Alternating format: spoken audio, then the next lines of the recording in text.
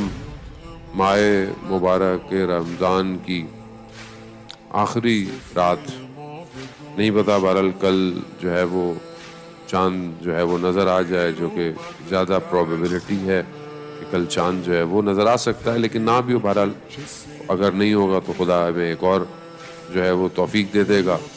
لیکن یہ کہ بہرحال مہینہ گزر گیا اور بالکل ایسے ہی ہے کہ جیسے ہم کسی کے پاس پہنچے ہوں اور اس کے پاس جو بانٹنے کو تھا اس کا وقت ختم ہو رہا ہو، تو کتنی بے چینی اور اضطراب میں ہم ہوں گے کہ ہمیں بھی کچھ مل جائے۔ بالکل ایسے ہی جیسے ہم لوگ آپ لوگوں کے ساتھ، بزرگوں کے ساتھ توفیق ہوئی جانے کی لوگوں کو فوڈ ڈسٹریبیوٹ کرنے کے لیے، تو جیسے ہم نے لوگوں کے لیے اتنے لوگوں کو ہم نے دینا ہے اور پھر کچھ سٹف ایکسٹرا تھا، اس میں کچھ لوگ لائن میں کھڑے ہوئے ہوں اور ایک آدمی سب سے پیچھے لائن میں کھڑا ہوا ہو اس امید سے کہ شاید میرے حصے میں بھی کچھ آ جائے۔ عزیزان محترم، ہم بھی آج کی شب ایسی ہیں۔ اللہ نے اپنے، آپ سب اچھے بندے ہیں، اللہ کے بہترین بندے ہیں، اللہ نے اپنے بہترین بندوں کو دے دیا۔ میں خطا کار، میں گناہ گار پروردگار، میں آیا تو صحیح لیکن میں اپنے نفس کا شکار رہا۔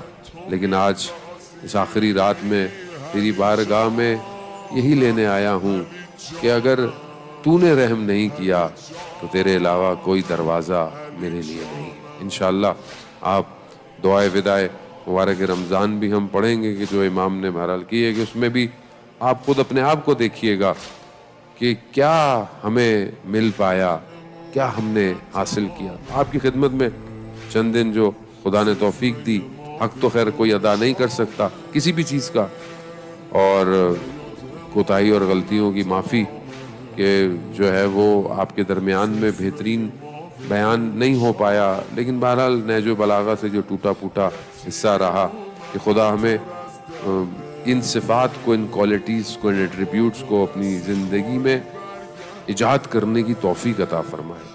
آج بھی کچھ ایک حصہ اور ایک حدیث آپ کی خدمت میں بیان کروں، اور کیونکہ وقت تھوڑا سا زیادہ ہی ہو گیا ہے اور دعا بھی پڑھنی ہے، لیکن بہرحال خدا جانتا ہے اگلے سال پھر توفیق ہو نہ ہو، زندہ رہیں نہ رہیں، کسی کو نہیں پتا۔ امام علی علیہ السلام، صلوات بھیجتے محمد وآلہ اللہم صلی علی۔ امام خطبہ متقین میں ارشاد فرماتے ہیں، مختلف پیراگراف میں نے آپ کی خدمت میں پیش کیے اور کچھ چیزیں جو ہے وہ آپ کی خدمت میں پیش کی۔ ایک پیراگراف میں امام اسی کے آخری 2-3 پیراگراف ہی رہ گئے ہیں، لیکن بہرحال جتنا ہو سکے گا آپ کی خدمت بیان کروں۔ امام فرماتے ہیں کہ وہ نیک اعمال بجا لانے کے باوجود خائف رہتا ہے، متقی نیک عمل کرنے کے بعد بھی خوف میں رہتا ہے۔ شام ہوتی ہے تو اس کے پیش نظر اللہ کا شکر کرتا ہے، اور صبح ہوتی ہے تو اس کا مقصد یاد خدا ہوتی ہے۔ یعنی کیا خوبصورت زندگی ہے، جب رات ہو رہی ہے، ختم ہو رہی ہے تو خدا کا شکر کرتا ہے، اور جب صبح نکلتا ہے، دن آتا ہے، تو پھر خدا کو یاد کرنا اپنا مقصد سمجھتا ہے۔ پر یہیں پہ میں بریکٹ میں آپ کی خدمت میں ایک حدیث کا کچھ حصہ بیان کروں۔ عزیزان محترم کے شکر جو ہے، شکر کرنا، تھینکس کرنا، یہ آسان نہیں ہے۔ میں اپنی بات کر رہا ہوں، پورے دن خدا مجھے کتنی نعمتیں عطا کرتا ہے، کتنی بلیسنگ مجھے ملتی ہیں، اس کے اگینسٹ یا اس کے پے آف میں میں شکر کتنا کرتا ہوں۔ تو جب حضرت محمد مصطفیٰ صلی اللہ علیہ وآلہ وسلم جب معراج پہ گئے، تو معراج پہ پروردگار کی اور محبوب پروردگار کی گفتگو ہوئی ہے۔ حدیث بہت ساری ہیں، بہت حصے ہیں اس کے۔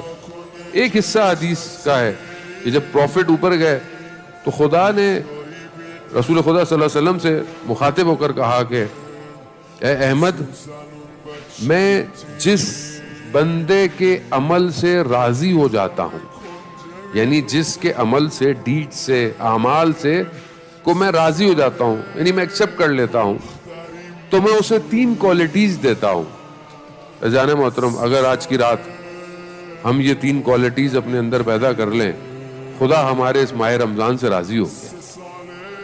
کیا چیز ہے؟ پہلی چیز، میں اسے ایسا شکر دیتا ہوں جو نادانی سے پاک ہوتا ہے۔ یعنی شکر اس کا ایسا نہیں ہے کہ بس شکرن شکرن شکرن شکرن، نہ، یعنی جہالت نہیں ہے، یعنی وہ علم رکھتا ہے، وہ نالج رکھتا ہے خدا کا شکر کرتے ہیں۔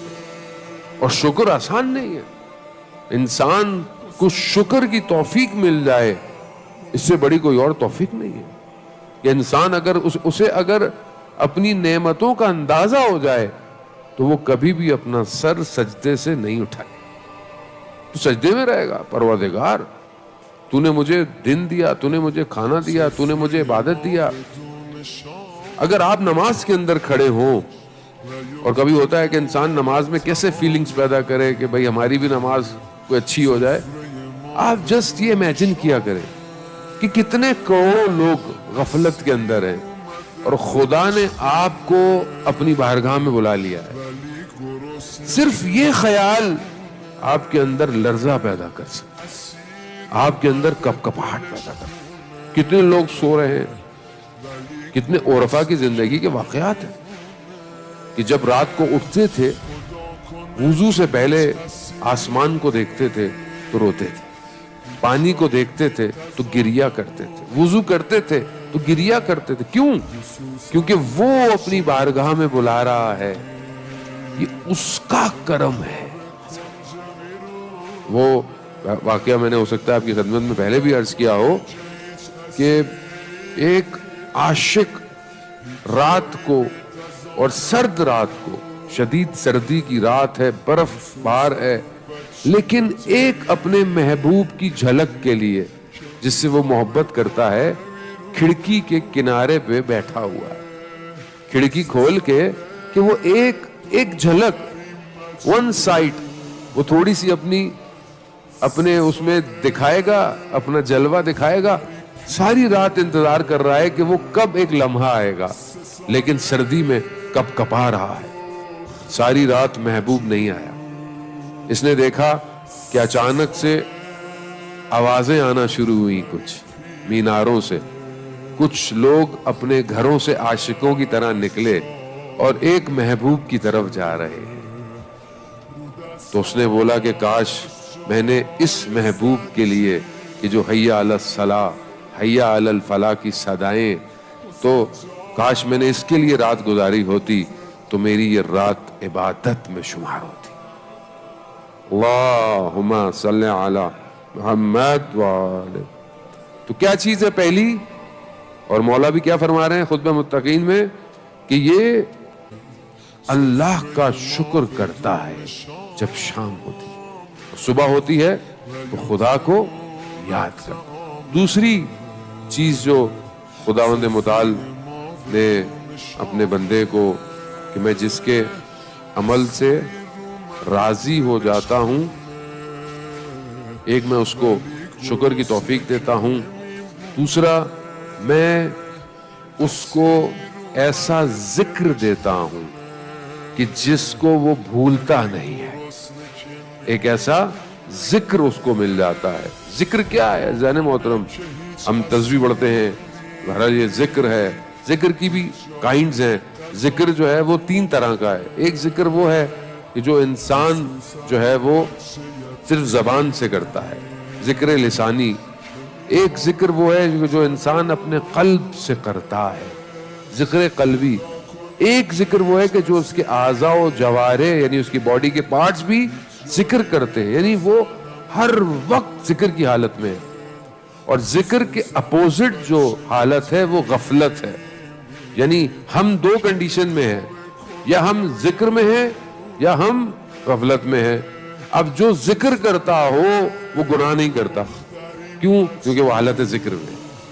اب خود حالت ذکر کیا ہے ذہن معتبر، گفتگو بہت زیادہ ہے لیکن میں بڑا کوشش کروں کہ اس کو گلدستے کی طرح آپ کی خدمت میں پیش کروں۔ عزیزان محترم، قرآن کی آیت الا بذکر اللہ تطمئن القلوب، آگاہ ہو جاؤ کہ اللہ کا ذکر دلوں کو اطمینان دیتا ہے۔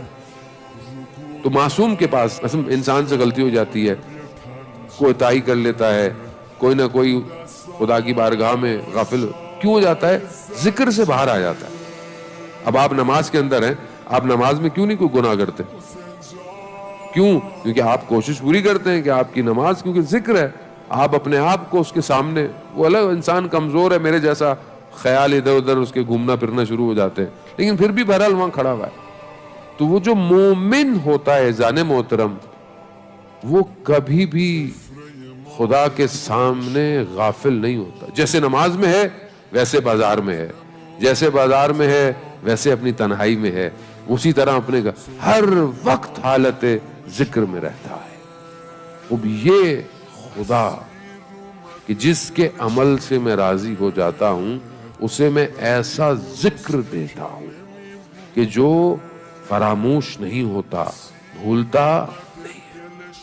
اور تیسری اور آخری چیز، اور بہرحال خطبے کا ایک پیراگراف اور آپ سے التماس دعا کر، یہ پروردگار ارشاد فرماتا ہے کہ میں جس کے عمل سے احمد راضی ہو جاتا ہوں، میں اسے اپنی محبت کا مزہ چکھاتا ہوں، جس سے وہ دنیا کی تمام محبتوں کو بھول جاتا ہے۔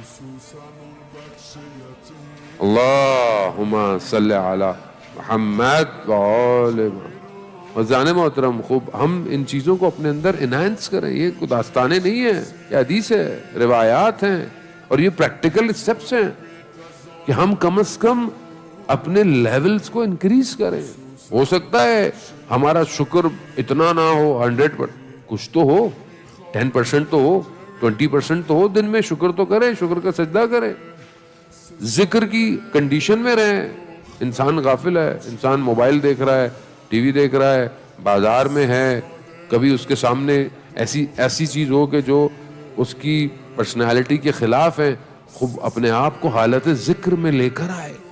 جب ذکر میں لے کر آئے کہ امام دیکھ رہے ہیں، میں امام کو نہیں دیکھ سکتا، امام تو مجھے دیکھ رہے ہیں، خود بخود انسان جو ہے وہ اہل ذکر بننا شروع ہو جائے۔ عزیزان محترم، اور پھر ایسا ذکر اس کی زبان سے، اس کے وجود سے جاری ہوگا کہ پھر یسبح للہ ما فی السماوات و ما فی الارض، جو زمین اور آسمان میں ذکر ہو رہا ہے وہ اس کے کانوں کو سنائی دینا شروع ہو جائے۔ تو انسان اپنے آپ کو اپ گریڈ کرے۔